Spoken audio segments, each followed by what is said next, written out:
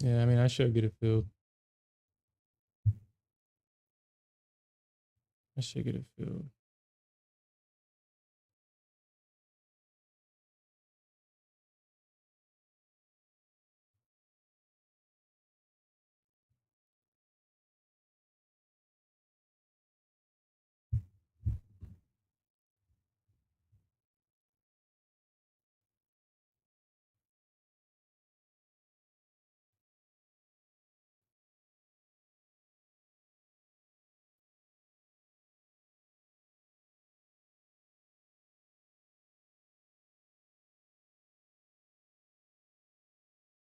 I'm not playing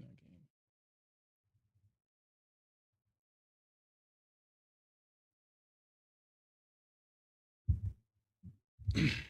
Yeah, because it bounced right at that damn thing. If I can get into it, if I can get into it, that'll be awesome.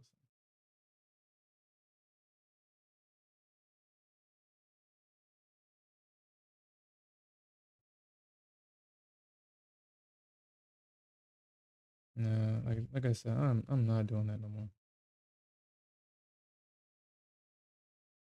I'm not doing that.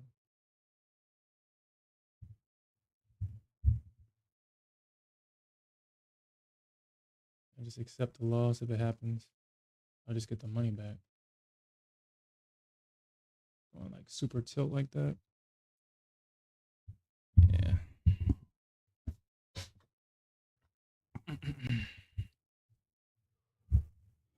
Oh, super tilt like that.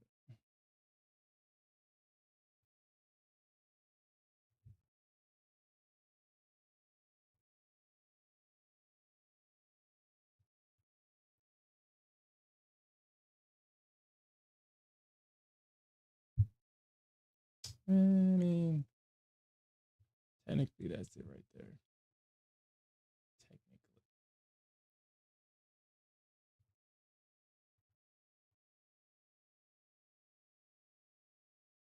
Mm.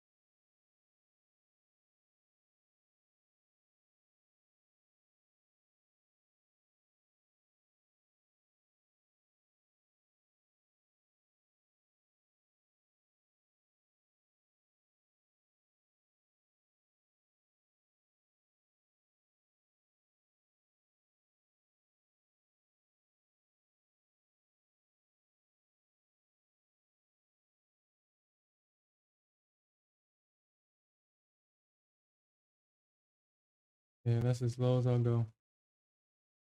I'm not gonna chase it higher than that. I mean, that's a good spot. I mean, it's gonna come back. Oh shit.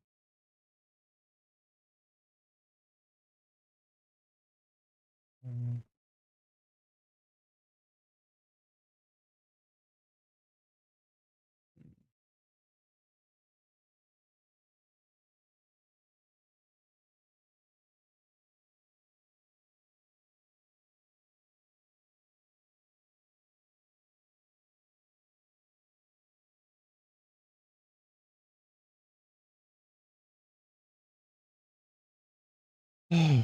All right. So what time this happened? This happened at 7, almost 8. 8 o'clock. I would have been in this. Would have been at a good spot in here at 8 o'clock. Mm. Yeah, S2 was a perfect entry on the ES. S2 for the win was a perfect entry.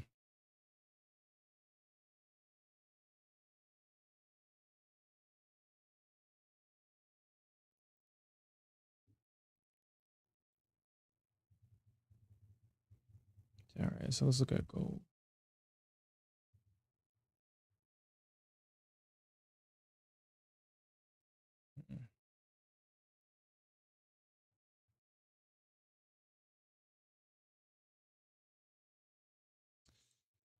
My short senses are definitely tingling here. That's definitely a short.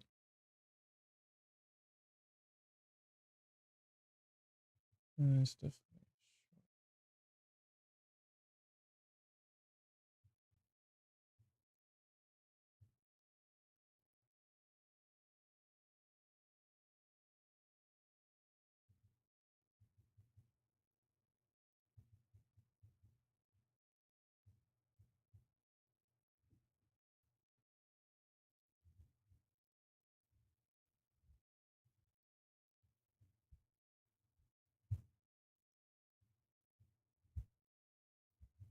That's the short setup.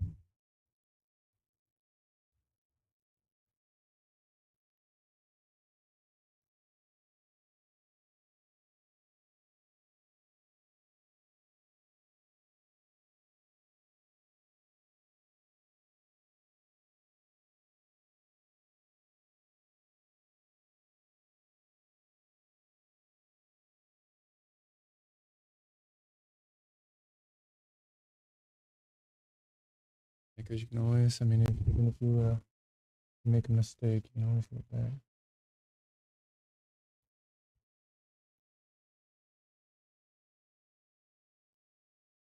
Mm. All right, let's do this. Let's do this.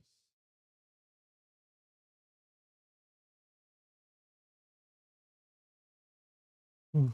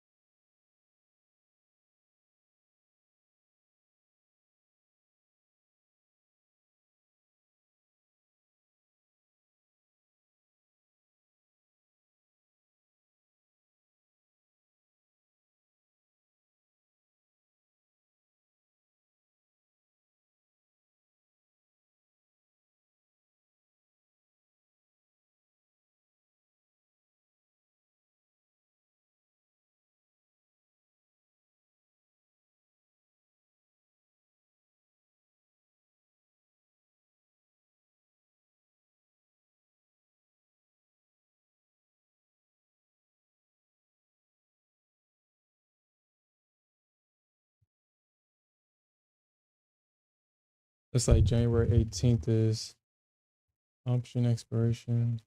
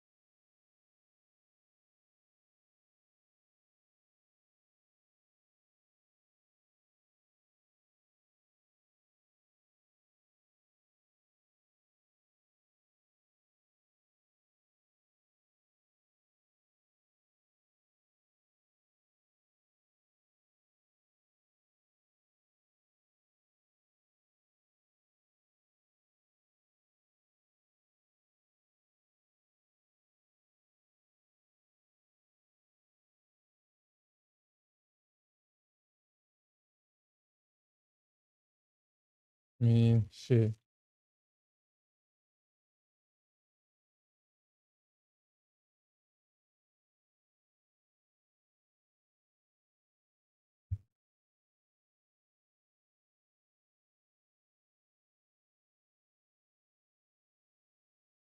At that point.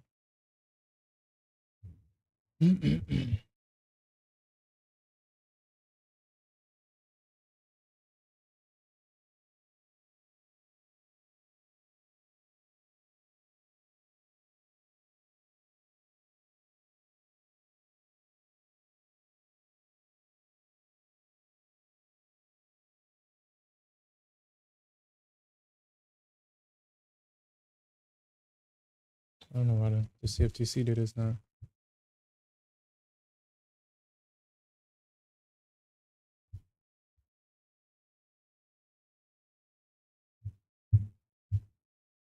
Maybe that shit right. What was that? Because I ain't supposed to go below that low. That's a real one.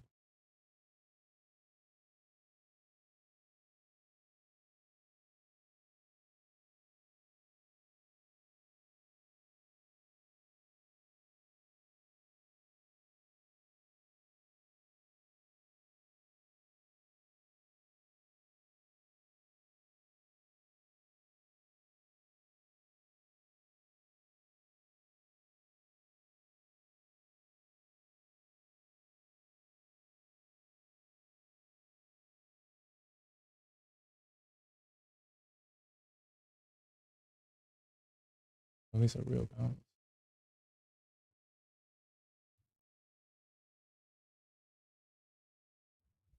Shit.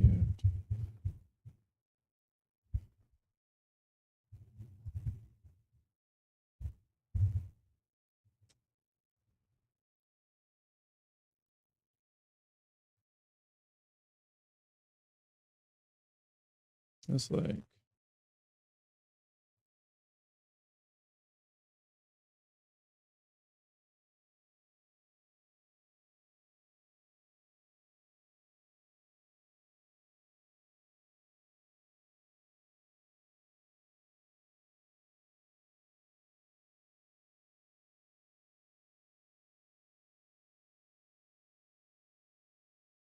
yeah, that hourly candle looks nasty on the ES.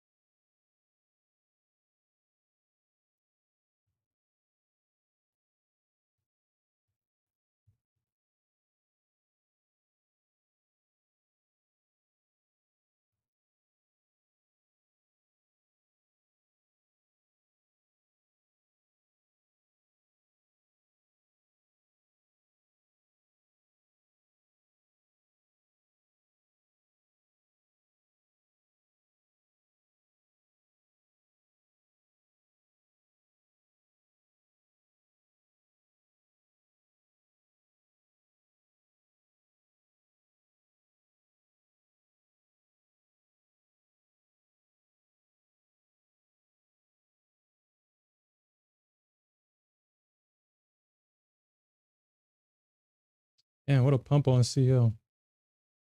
What a freaking pump.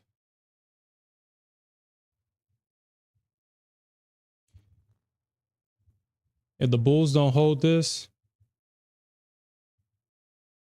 that's going to drop. If they don't hold that, that's going to probably come back into this range and probably come back to R2 or R1 or something like that. They got to hold that because this is a breakout. And if they do break out, then the market is going to start trending higher. I mean, this right here is a big jump. So it's highly likely that they find support. I don't think we probably see price trade below this low or even possibly even below this range. But we'll probably get like a retest back at R1 like I think.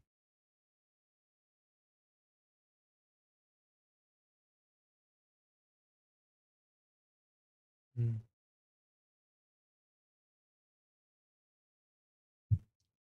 But let's look at the CFTC data and see what the CFTC data is talking about this week.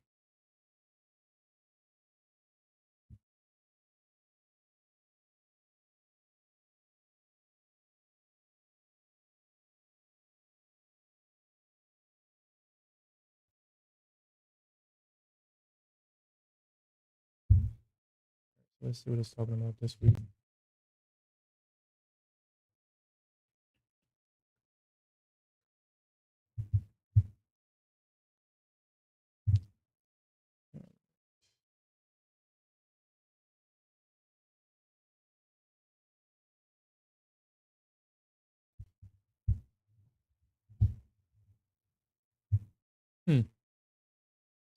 Well, believe it or not, the institutions are still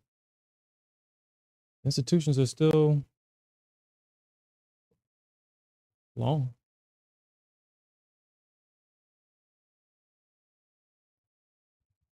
Or maybe this is outdated because this is still December. Because I don't think they released it. So this actually might be for last week.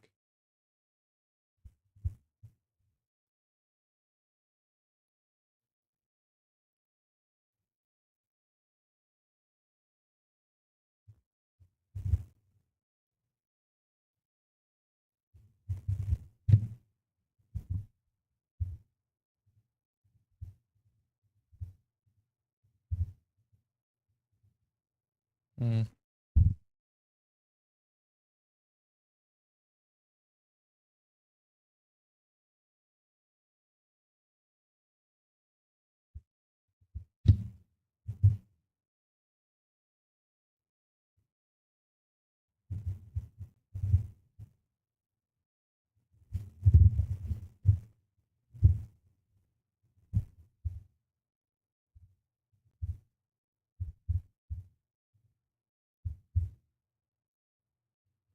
All right. So I'm gonna try this here. I'm gonna try this.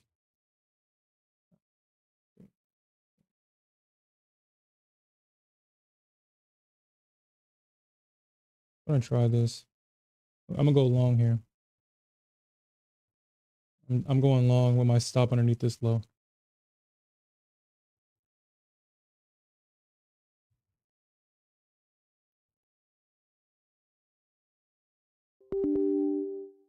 I don't know what account this is, honestly. I'm about to find out.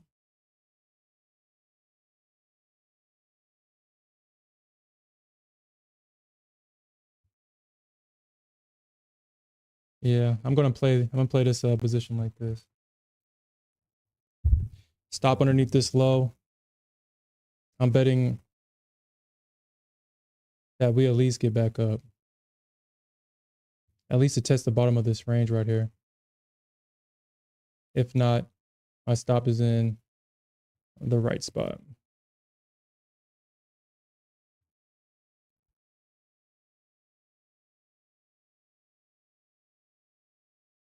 Sure.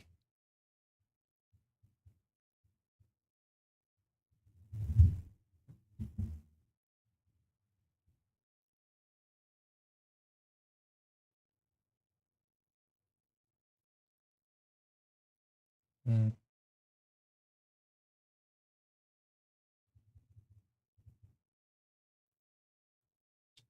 Okay. But at least for the most part, at least for the week of December 31st, the institutions were long. I don't know if they.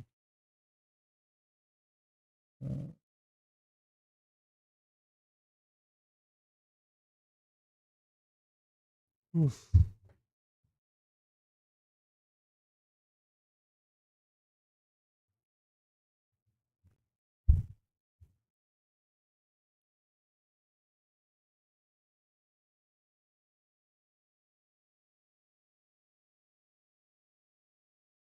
Mm.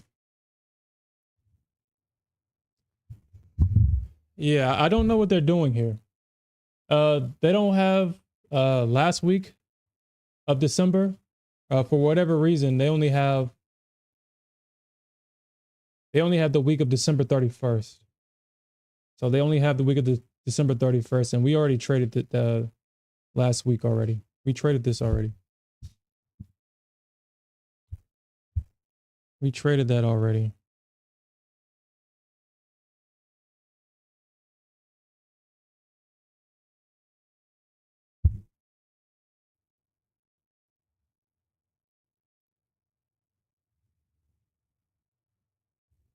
Yeah, I don't know. I mean, I guess because of all that, I mean, if it was one thing, it was something else. The market closing for this, the market closing for that.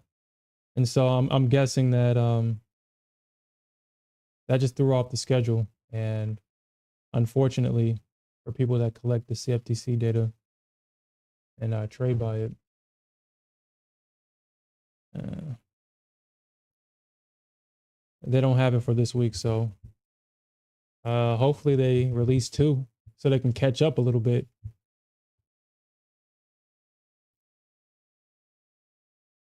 But I doubt it.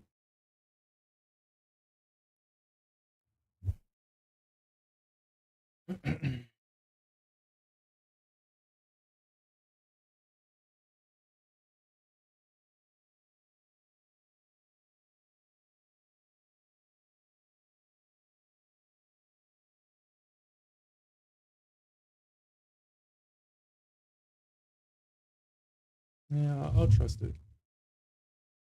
I mean, why not?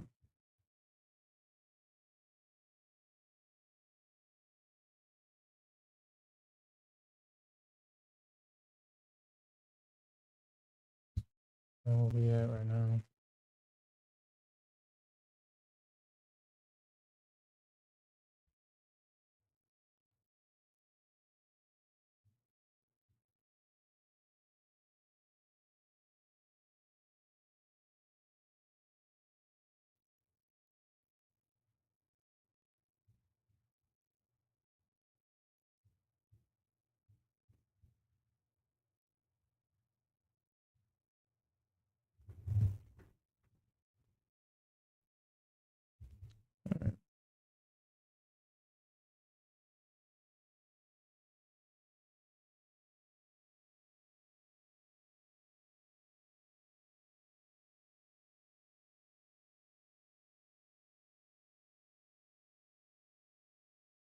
Yeah, I'll probably fix this.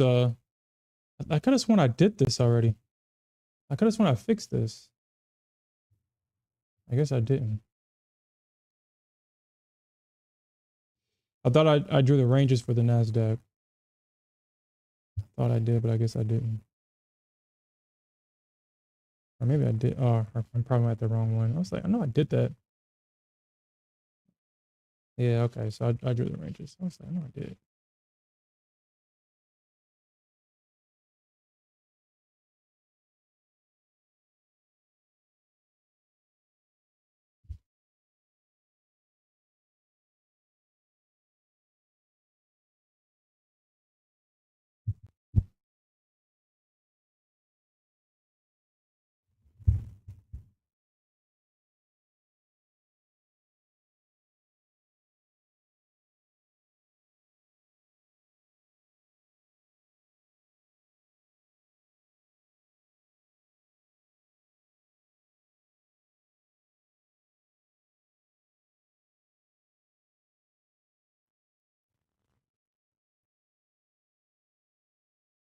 So it won't let me grab it, but yes.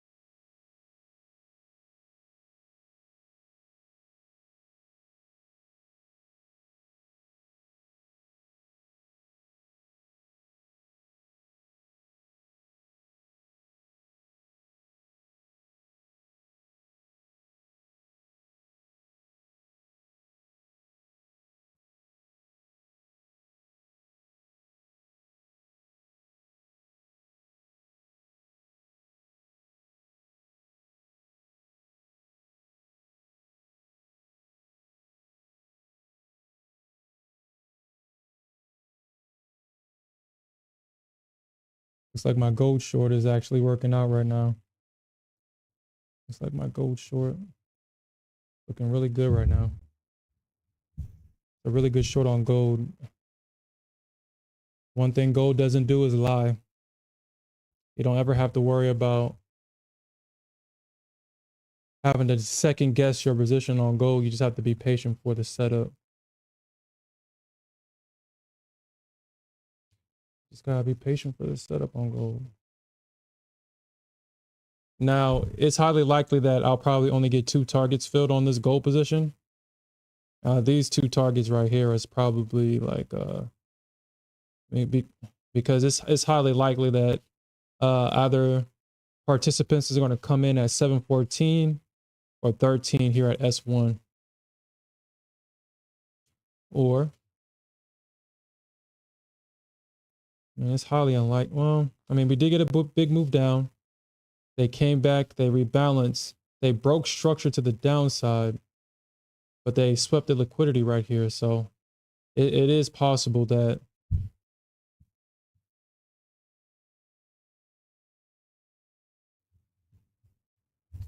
they'll come back right here to buy it, or there's potentially buyers that's going to be right here waiting to buy that dip. I will see though. We'll see. We'll see.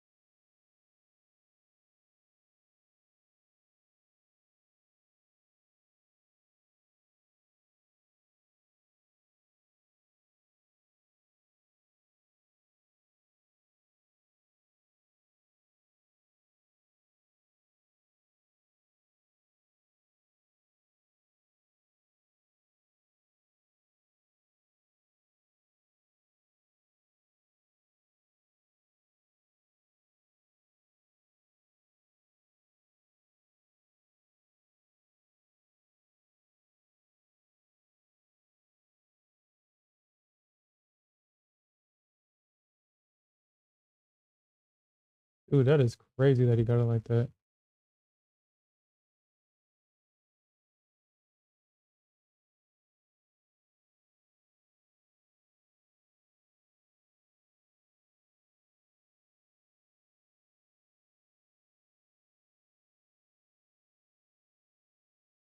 $9.36.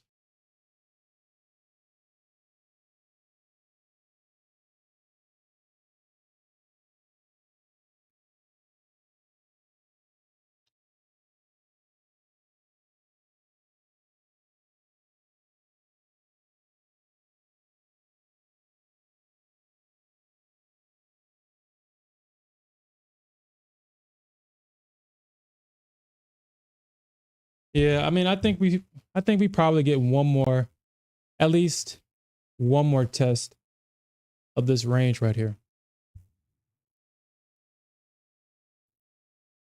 The way that the structure is looking, it looks like it does want to go back up into this range and test it before making a decision to either continue or to reverse. But Nvidia is definitely going. Oh yeah, we have, I think earnings started as well. I think we're back in earnings season. So that will kind of explain a lot of things. So Friday, if you got caught up Friday, I felt that Friday was making up for Thursday's price action. We had a lot of movement on Friday. That was a lot of movement for one session. I feel that that was two sessions in one. That was just making up that missed session on Thursday.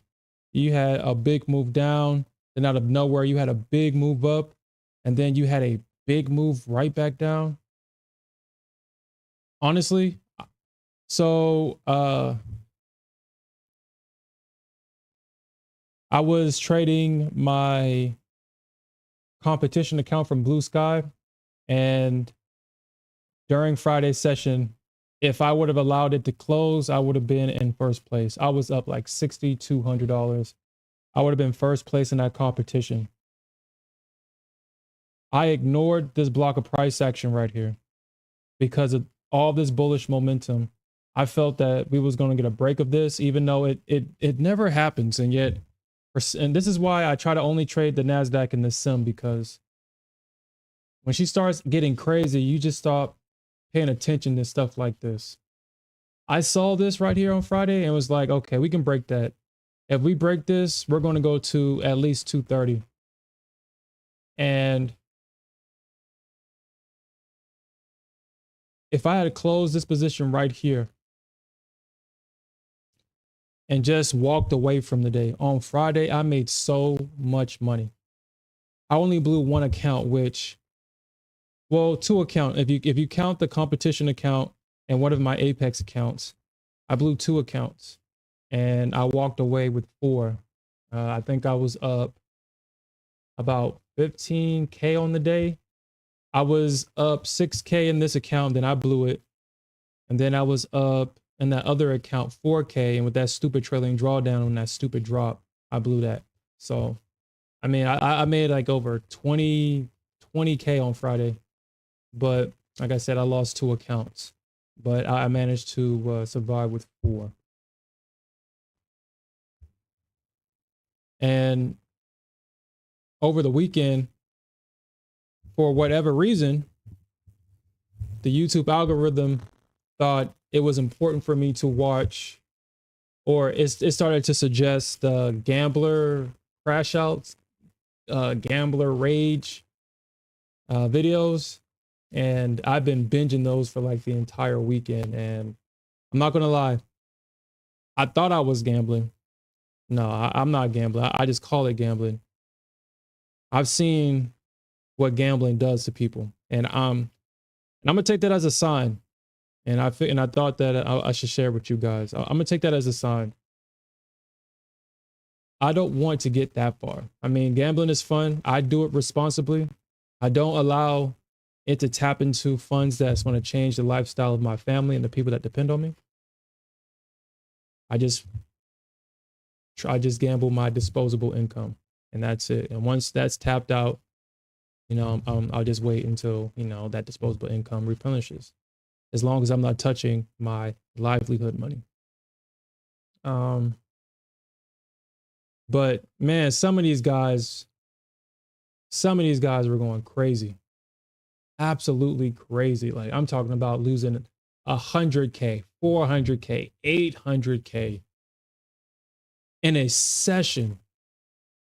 Less than an hour losing 800K. Crazy. I mean, this one guy, he was going back and forth. But apparently that's normal for him. He'll lose $1 million and he'll win it all back. The one thing that I will say is, don't ever gamble against an algorithm, an online algorithm. These things are designed to keep you playing. They will let you win, but they know that you won't get up. And kind of seeing people trade on tilt, Honestly, I'm not surprised by this. I mean, I'm not surprised by that with the Nasdaq. I mean, it's what she does. For whatever reason, she just won't. She'll always miss that first target for whatever reason by like a couple of ticks. But yeah, these guys are super tilted. Like they'll be up like 10K, they'll make their money back. And at the end of the night, the house always wins, because no matter how much they win, no matter how much they bet, they come back and they keep chasing that dragon. They keep chasing it. And it's either they're addicted to losing or they're addicted to winning. I saw this video about Squid Games, about the main character, about how he's not a hero, or I'm saying that he's not a hero. He's still gambling. And the narrator of the YouTube video that I watched, he said that, you know, because he said that he wanted to stop the games, right? And that he'll do anything to stop it. But what if he lost that game of Russian roulette? Just think about that. I mean, obviously, without him, I mean, obviously the show wouldn't go on. So we know, I mean, at least we knew that the recruiter was going to get his head blown off. We knew that. But the reality of things is that he still gambled. And even though he won, he was able to, you know, go and find the island. But here's the thing, even though he won the gamble, that's not what got him to the island. I mean, the people still approached him and said, hey, what are you doing? I mean, why aren't you enjoying all the money that you won? And he says, no, he wants to end the game, blah, blah, blah. And they said something about the Matrix, about that red and blue pill.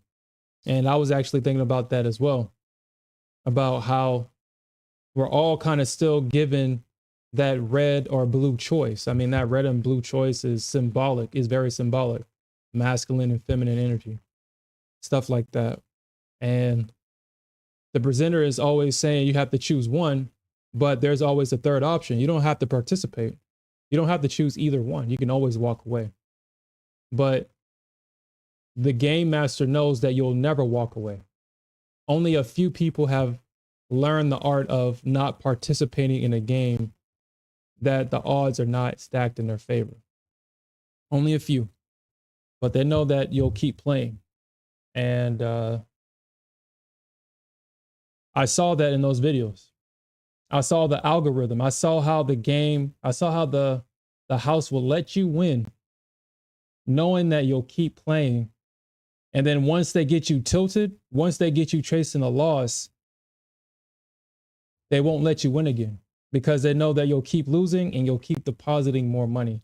And I saw that over and over and over and over and over again.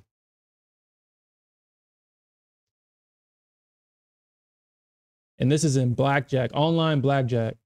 I was watching, for whatever reason, now I like watching online blackjack. I like watching that now. But people are actually playing these online slot machines, which, I mean, that's a game that you're not going to win long term. Those things are coded to do specific things. And the main goal of those things is to keep you playing. And as long as they can hijack you emotionally, they can keep you playing. Even if you win, you'll just keep playing until you lose, until you give it back. And then once you give all that money back, you're gonna chase your loss. You're gonna play on tilt, even though every single one of the players was saying that, oh my God, this thing is rigged. It's rigged. Now, the blackjack table, there is no way that statistically, if those things are not set up the way it is, there's no reason why the dealer should always be getting like 20 and 21. And they be getting it like consistently. And I'm like, dude, that has to be rigged. There's no way the dealer can be getting 20 and 21 consistently. Statistically, that shouldn't even be possible. Like some of these guys was losing 10 hands in a row. And I know statistically that's not even possible. Like they were just losing. And you know logically that not it is highly likely that it's rigged, but emotionally you lost. You're playing on tilt and you want your money back. And they know this. They know it. So before the stream, I watched this guy and dude, he was super tilted. The only thing, like, dude, he a side bet. So I'm still kind of learning blackjack. I don't play blackjack. This is like actually my first time being exposed to it. But apparently he had what they call like a side bet. And it was so rare that um he like I think he was down to his last 100K. Mind you, he started at like 4. I think the chat was saying that he was down 800K and or when that was a separate video. He was down like 800, almost 900K, but he lost that one. In this particular video, I think he started at 300. He lost half, and he ended the night being up 600K, and he ended the stream. But they know that yeah, they lost that 600K, but when he comes, he's going to come back. He's going to keep playing. He's going to chase that high. And they're going to get their money back plus, because once they see, or once he sees that he loses that 600K, he's going to chase that. And that's all these online casinos need you to do, is just chase your loss. And all logic will go out the window. That's it. Oh, damn, I should have just did that, but whatever. Yeah. Yeah, knife art. Yeah, that's definitely true. That's exactly what I saw. And I was like, you know what, man? Yeah.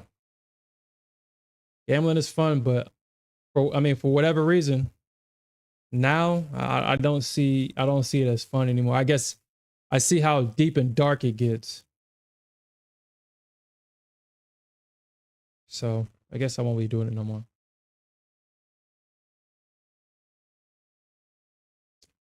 That shit gets deep and it gets dark. All right, so I might still be in that ES trade maybe, or I might have got stopped out. No, I think I got yeah,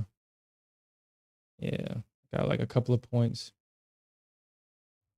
All right, so I mean, as long as it doesn't run this low, as long as it doesn't run this low, I should be good. Yeah, as long as it doesn't run it. I'll give it one more tick. There you go. I'll give it one more tick.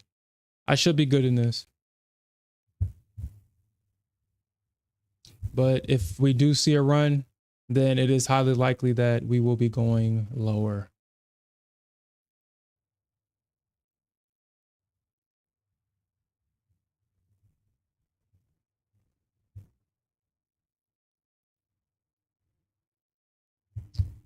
And the one thing, so based off of that, I'll definitely start, or I'll start doing a lot of things differently. I'm not going to be chasing the market no more. I'm not chasing it. And if I get stopped out, I get stopped out. I'm not going to get angry about it. I'm just going to evaluate what went wrong, where I misread the market at, and I'm going to move from there. I'm not trading on tilt anymore. I'm not doing that, or at least, yeah, I'm just not. I'm just going to accept the loss and move on.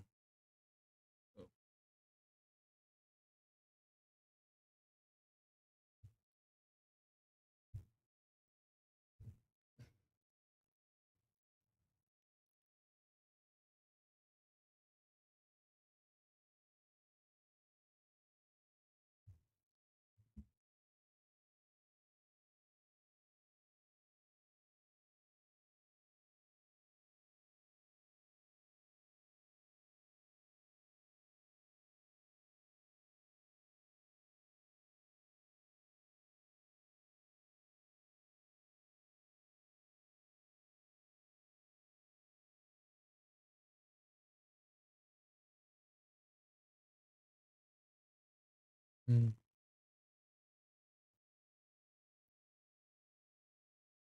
No, I'm not doing that.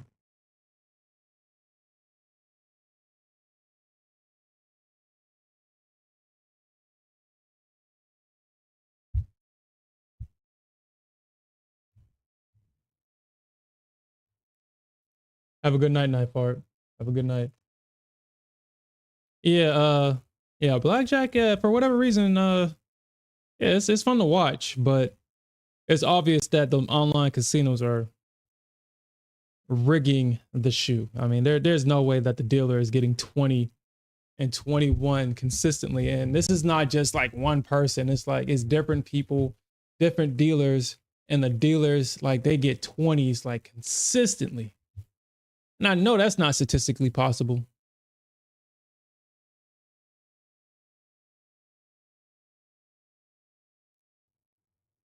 They rarely bust. At least the videos that I've watched. I mean, I haven't watched them all, obviously, but I watched a couple of guys play blackjack, and I mean on the online casinos gambling, and it's crazy how them dealers are getting like 20 consistently. Like they never bust. They're consistently getting 20. They consistently get the cards that they need. Yeah,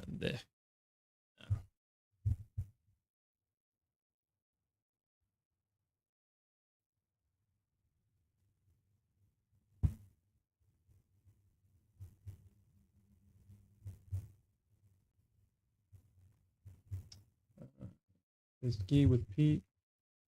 So how did I get into futures? So I got into futures from options. I got into futures from options. So I think for majority of futures traders, they started with options first.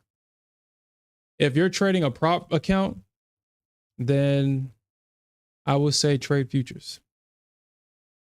If you're trading your own money, I would say trade stocks. And if you're going to trade options, don't trade zero DTEs.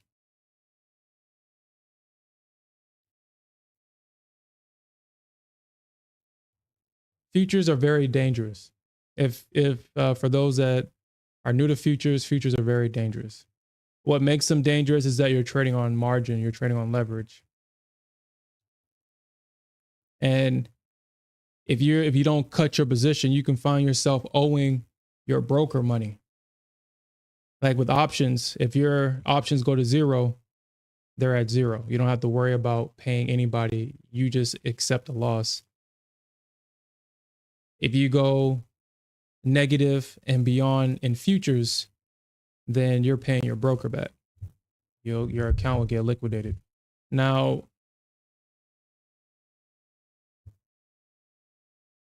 I prefer to trade futures with prop firms because I'm trading the spot price. I don't have to worry about time decay. I don't have to worry about anything. All I have to do is just trade.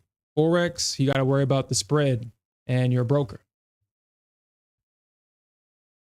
Between options, Forex, and futures, it would always be futures for me. But the main reason why I got into trading futures is because a lot of the times when you trade options, you'll be right overnight. And by the time the market opens and you're trying to close out a position, 9 times out of 10, the market has already made its move to the opposite direction. And I got tired of that. I had a really big winning position one day, and I went short, saw the market was going short, and I was thinking to myself, man, the market's going to open up. I'm going to be able to close out my position, and I'm going to get a big payday. But that's not what happened. The market continued to trade to the downside overnight. It hit an area of support, and it bounced, and it never came back. And when I came back the next day, my winning position turned into a loser. So because of that, that's the day I left options and went to futures. I did start out with my own personal account, but obviously that was gone. because I didn't understand how futures work at the time. I only traded options, thinking that they were similar or the same thing, but they're not. And I was going to grow a personal account with futures, but then my trading partner introduced me to these prop firms, and from there, I've been trading props ever since. But I mean, the big thing with prop firms is well, not prop firms, but with futures, as long as you trade the spot price, you're good. It looks like my targets got hit. So I only got one more left in this gold play. So I took that loss on an ES. That was actually in an eval, so I lost $1,400 in that trade. I'll get it back. I was able to get this gold short, so what I probably should have did was went short in gold, apparently.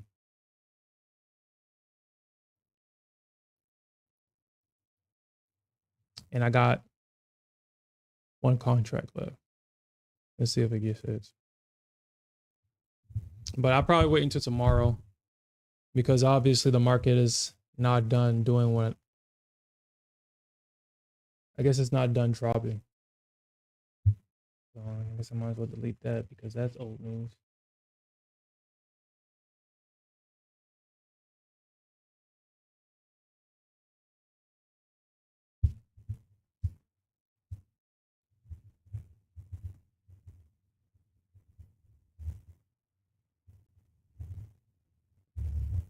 Yeah, dude, you're not swinging with futures if you got a small account. I had a scare, like I'm so glad that like it didn't register until an hour before the market opened. I had a scare of my small account where I think I was long when China's economy was declining and the market was just crashing. And I had a small account.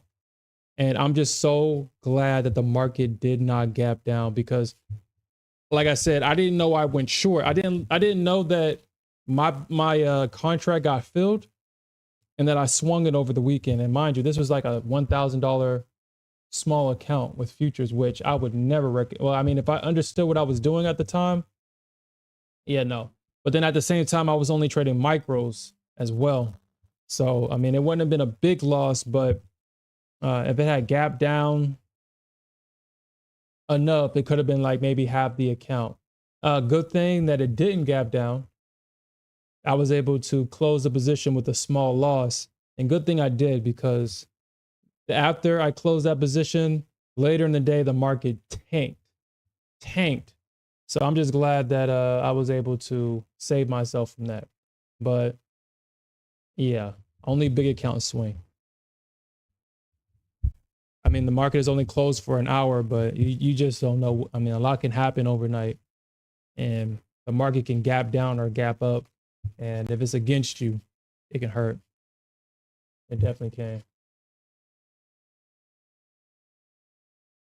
Yeah. Yeah, I mean, it depends. I mean, well, I mean, so if you're trading one micro contract is, I believe, what, $5 per tick or 50 cents per tick, I think. It's like five, no, it's $5. My bad. It's $5.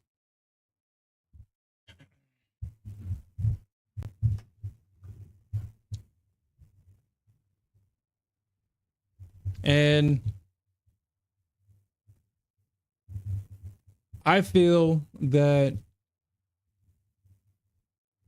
depending on how much size you're trading, and you know, honestly, that would just suck if this thing just pops right back up, man. But you know what? Ah, shit. I didn't even notice that. I didn't notice that. But you know what? That's fine.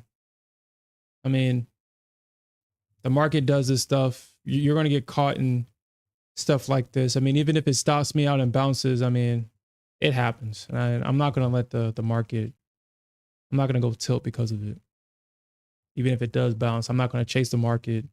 I'm just going to find the next setup. I'm going to find the next setup because I'm going to make my money back.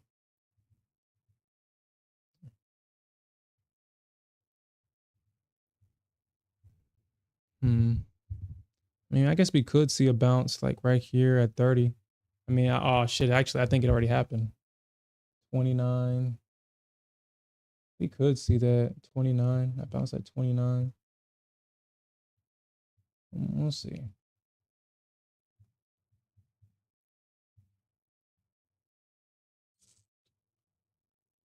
Point of controls at 22. Yeah, 29, 30-ish. We had a bounce. We had a small little reaction at 31. But with the Nasdaq, yeah, we could see this thing just keep pushing down. I'm just gonna wait until tomorrow. I guess I'll just let the market continue to set itself up because obviously I jumped in too early, I guess.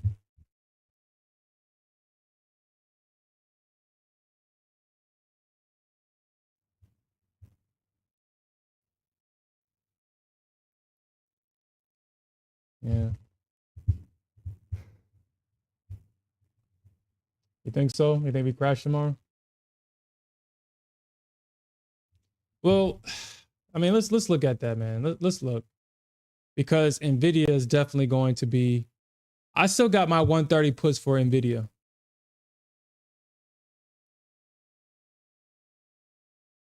Still got my 130 puts for Nvidia. So I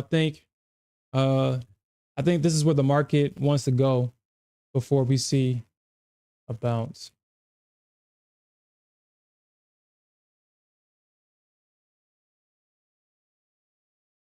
Mm.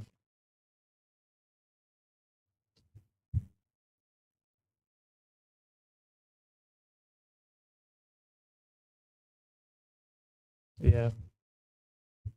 Yeah, let's actually look at that because I was actually looking at some option flow for the SQQQ the other day.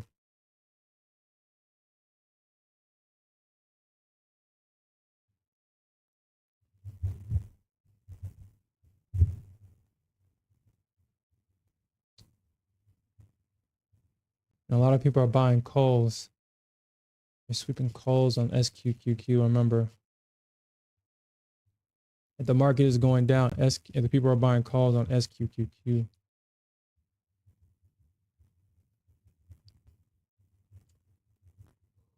I would actually trade SQQ if the premium actually made sense. Premium sucks on this. But yeah, Nvidia needs to touch 130 before the market decides to do anything. And I don't think it'll be a reversal. I think it'll just be a bounce. Nothing too serious. It's just that I know that there's going to be a lot of buyers at 130 on Nvidia.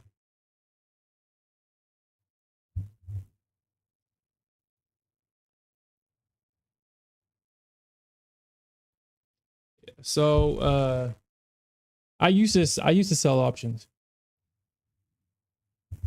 Selling options is actually a winning strategy, believe it or not.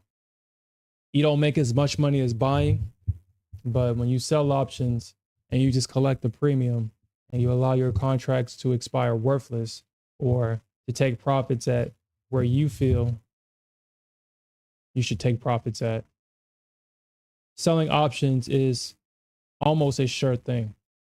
Almost. The reason why I say almost is because even if you're wrong, you can always roll into the future. You don't ever have to close out a position that you sold. You can always roll it if you're wrong.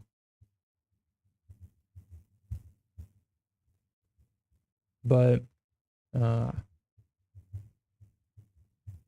one thing I just don't like about selling options is that you have to put in a lot of premium. You have to put in a lot of money to collect a lot of premium. I don't like that. I don't like having to risk $700 to make two. I don't like that. Mind you, like I said, you can always roll it if you're wrong, but depending on where you get in at, I would never sell options in the middle because obviously stuff like this could happen and you keep rolling and rolling and rolling and shit that it may not come back. I mean, the market does kind of rotate. If you roll them out like 27 to 30 days, I mean, the market usually tends to come back, and you can probably get out at break even, given the market enough time for it to come back. But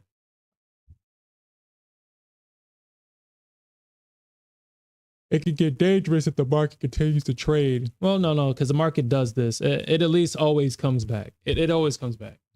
You may not. I mean, if you sold puts right here as an example, and these are futures. I'm just using this as an example. Well, actually, let's just go to SPY, I guess. Let's just go to SPY. Because I used to sell options on XBX calls. So I used to do this on XBX. Because I always used to sell 0 DTE, XBX puts or calls. Yes, I mean, let's do it like a 30 days or whatever. Let's do this like on the daily chart or whatever.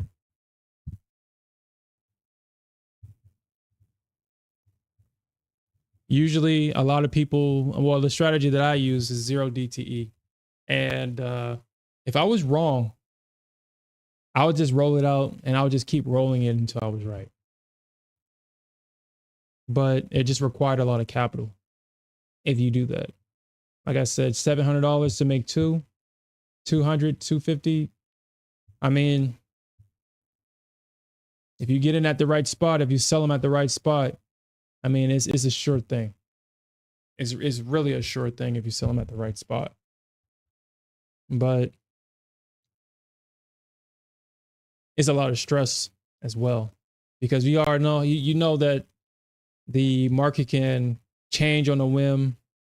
Maybe at the end of the day, it'll go right to your strikes for no reason. And I mean, by the end of the day, the premium is already expired. So even if it does go against you, you still win. So, I mean, you really have to F up really bad to lose money selling options. I mean, you have to really mess up. But the money doesn't come as fast as if you buy if you buy them. If you buy calls and you buy puts. And once I moved into buying calls and puts, it was just hard to go back to selling options. Even though I grew my small account from 500 to 6K, but you already know how that went. If I did this with 6K, if I grew 500 to 6K, then that means I can buy options, buy 0 DTEs and blah, blah, blah. And you already know how that goes. So, but by the time I've already went to futures. So it doesn't even matter anymore. I'll trade options here and there, but the profitability on options is, I mean, like I said, if you're not putting in 5K, 10K in options, you're not really making money. I mean, unless you catch like a really big move, like if you were to caught that move on FOMC where the market dropped about 1,000 points, yeah, you made money. But on a regular day, no, that's not how it works.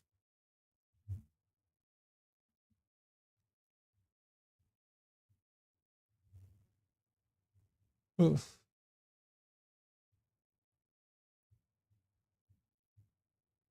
I mean, that was it. So, I mean, that was it.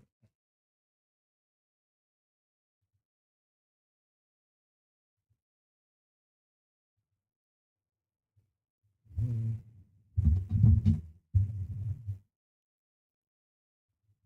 Yeah, I don't see any other opportunity.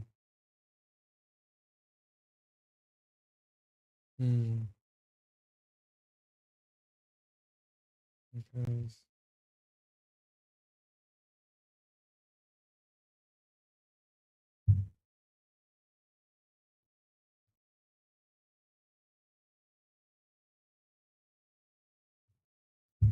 yeah, I just have to probably wait for this thing to set up.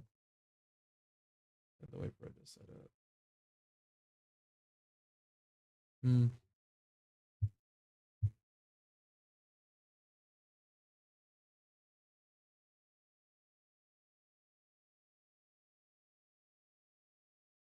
All right, man. Have a good night.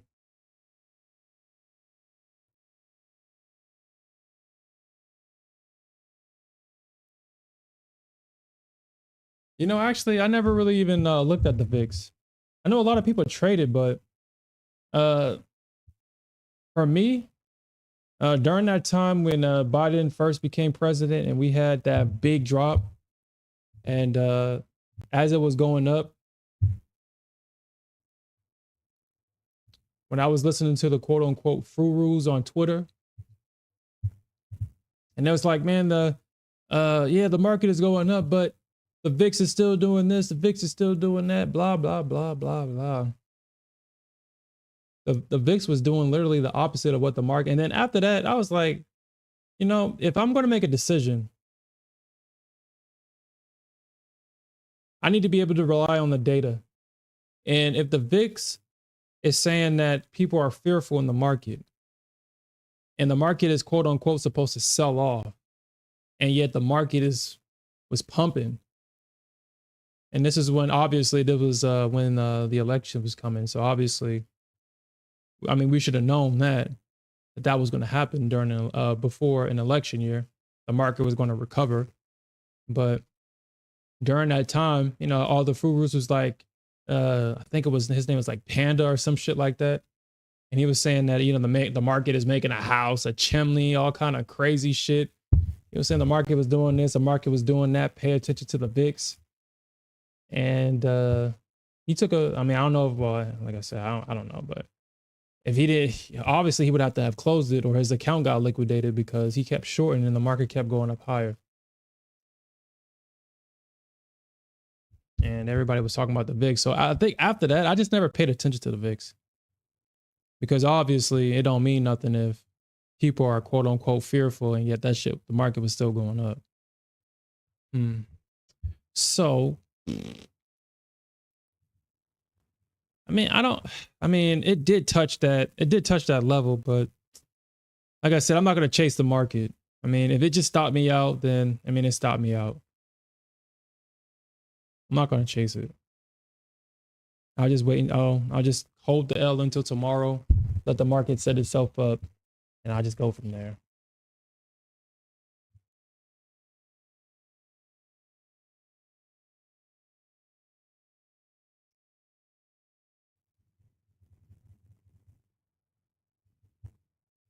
Looks like it's going to hit my last target on gold.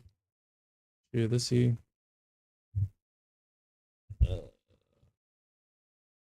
Well, that was a great entry on gold, though. We had a great short on gold. We got 3 of our targets hit.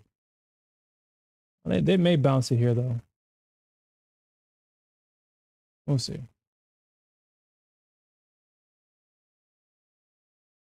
This is the area that I'm looking for them to bounce it at.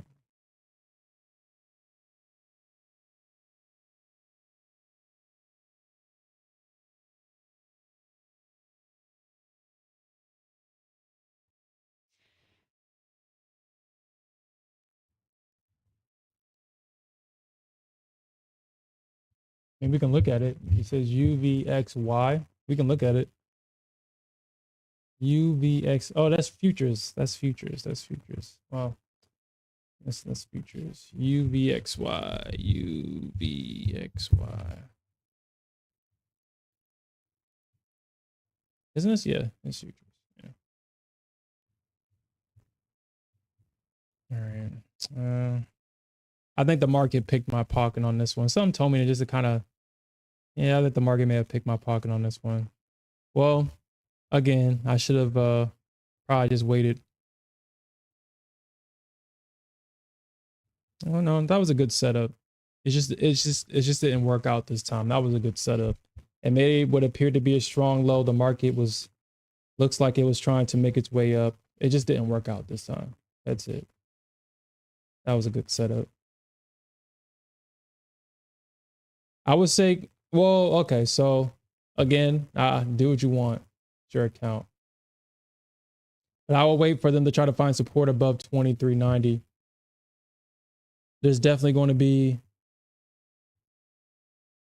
sellers here at 23.90. I'll wait for that breakout, and I will wait for that retest of this level or somewhere in this range. Now, I mean, it can keep going up and keep going. But if you miss the bottom, I would always wait for the breakout. Let the bulls prove that they want higher prices, because 9 times out of 10, they're going to come back and buy the retest. And then it's going to make its way to previous areas of resistance. That's how I would play that. I would wait for the breakout. Oh.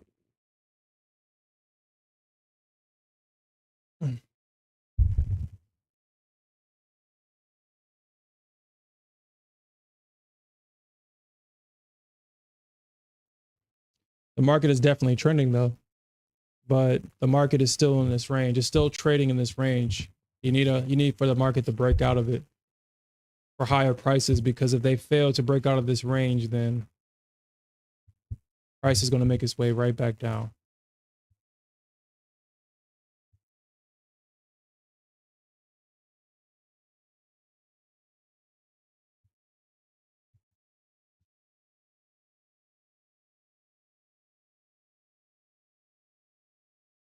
Hopefully that helps. All right. Well, we got 3 targets filled on this one. We're just waiting for the last one to fill. I think I need to update this though. I think I need to update this one.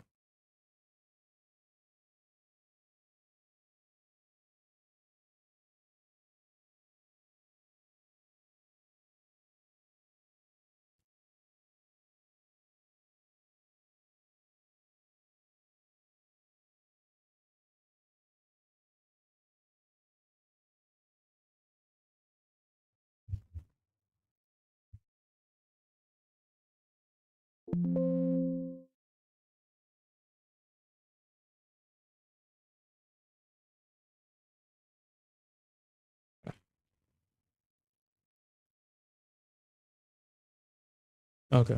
So basically with this strategy, what I changed, I had it to where this one was kind of like a runner. But what I'm gonna start doing now is, once it triggers, I'm gonna allow this to kind of still be a runner, but my stop is still gonna trail.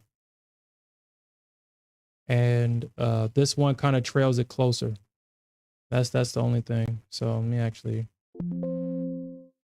Okay. So it looks like the market kind of picked my pocket on this one. Looks like it kind of ran liquidity in.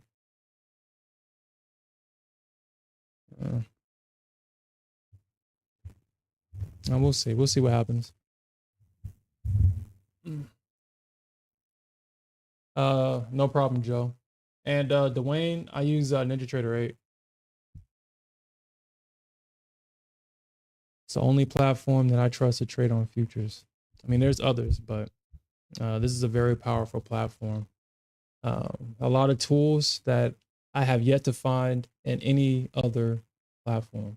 I haven't used Sierra charts, so I can't speak for them, but I've tried Tradeovate. I've tried what's that thing called? Quant Tower, Top Step X. The tools that NinjaTrader 8 has, I just haven't found those same tools in other programs. The capabilities that this software has, I haven't found in other programs. I can project a range all the way out 10 years from now. I can project this range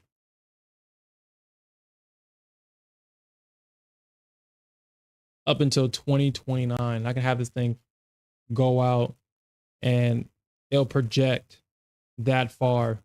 I mean, that's very powerful. That's powerful right there. And I can close this instance and I can reload it, and this range will still be here. Still be here. So I mean, I have yet to find another platform to be able to do stuff like that.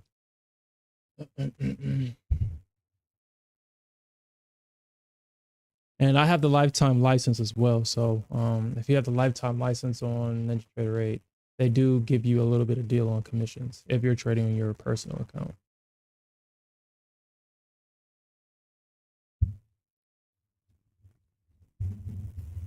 Okay. Yeah, I probably should have took that short on Bitcoin. Yeah, so it looks like I'll just wait until the morning. I'll just wait until the morning. So it looks like I got in short. I don't remember getting in short on maybe I may have left the limit on this. It just probably just got filled. I don't remember going short on CL, but apparently I'm short CL now. So if anything, what I may have done here was probably left it here and forgot about it. But I would have shorted this. This break of structure right here. This is where I would have went short. I wouldn't have gone short down here. I would have went short right here at this break of structure. You see that it broke the structure, it came back, and now they're selling. I would have been short here. But we'll see what happens. I do think that we'll probably get price to come back down into this range though. Unless the kind of like Joe, this is a situation where kind of like where the Bulls got to prove it. They got to prove they want it. Don't ever trade the breakout. Trade the follow-up. Trade the follow-up. So just kind of like this is the pattern that I will look for on that VIX trade. You can see that price broke out of this range. Price is coming back to test it. If the Bulls really want it, they will buy it here. And this is where I would get in long if I believe the market is going to continue to go up higher. Because this is the area where it needs to hold. And my stop will be obviously in a reasonable spot, like somewhere right there. Now, if they fail, you'll take a small loss and price will come right back down. But if you're right, then that means that price should start the trend up higher after a range breakout. So that's what I would look for. And you can kind of see here on CL that the Bulls are trying. They're trying to hold this. But because they lost that right there, I don't know. Commodities like gold and CL, once they break structure, it's hard for Bulls to come back from that. Unless they got some crazy news or something like that. It's hard for them to come back. Commodities are not necessarily manipulated the same way that indices are manipulated. They'll run your stops for sure on commodities.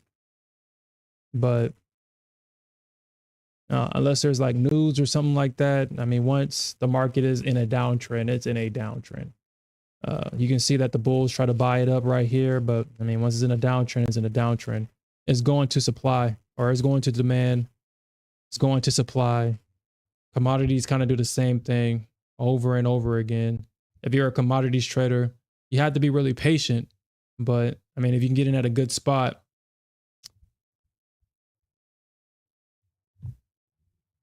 you don't have to worry about the crap that, that happens on the Nasdaq or on the ES. You don't have to worry about stuff like that.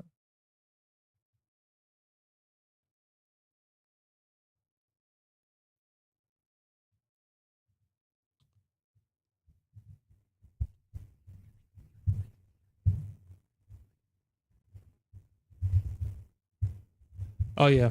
Oh no, shit. That was the biggest thing for me on Ninja Trader.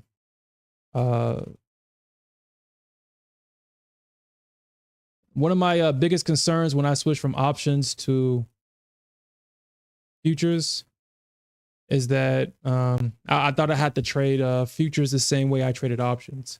In that little, I guess on the, because on Tastyworks, and that was the only broker that I traded with at the time, the same way that they trade the same setup that they have their futures is how they got their options or their futures with the strikes. And I thought I was going to have to trade futures the same way with the strikes. But once I saw that Ninja Trader had Chart Trader, I was like, dude, that changes the game.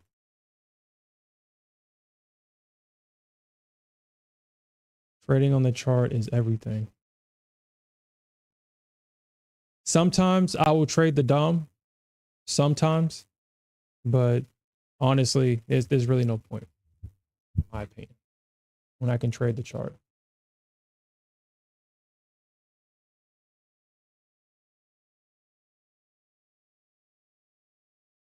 Like, I mean, the only time that I found trade, I mean, no, it really isn't.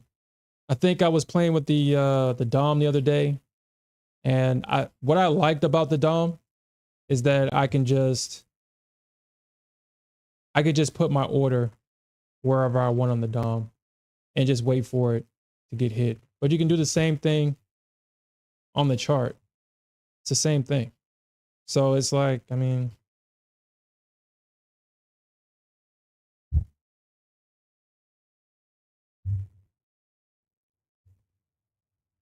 okay. Well, so we did take that loss, but we'll get it back tomorrow morning during tomorrow's stream. For whatever reason, I'm thinking that the market may bounce somewhere in this area.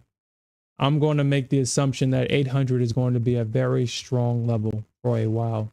You got, or on the E-mini S&P, 800 has been a strong level. The bears were able to sweep below it, but it got sucked right back up, and they found support at 800. You got a weekly close at 829, which you already saw the bounce at. We already kind of bounced already right here at 830. So, but the market is still trending downward. So, yeah. So we might get a break at 800. We have a lot of volatility. It looks like the ATR is at 4.3. So that's a lot. That's a lot for the ES. That is a lot for the ES. The ES is usually with the volatility is 2, 3, but 4 is a lot for the ES. That's a lot. We do got a value area at 820. So from 820 to 830, I'm pretty sure we'll probably find a reaction here somewhere in this area for the ES. I don't think they break 800, but if they do break 800, this is a great area for when it comes back and retests for a short. So I would definitely watch this 800 level, wait for the confirmation. If you're going to trade against the trend, wait for it. But if we do see that break and they hold underneath it, that retest of 800 is almost damn near guaranteed. Almost. It's kind of hard for the ES to overshoot a level after a break of structure. The Nasdaq, she does that shit every day. But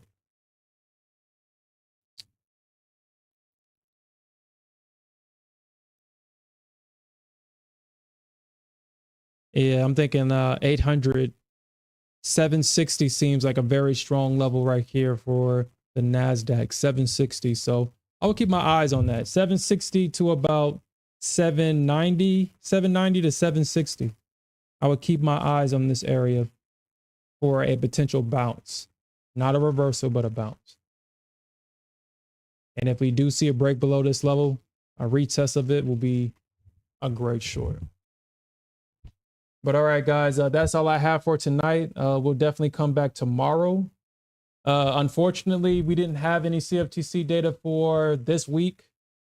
They only gave us CFTC data for the December 31st, but the market has already traded on this data already.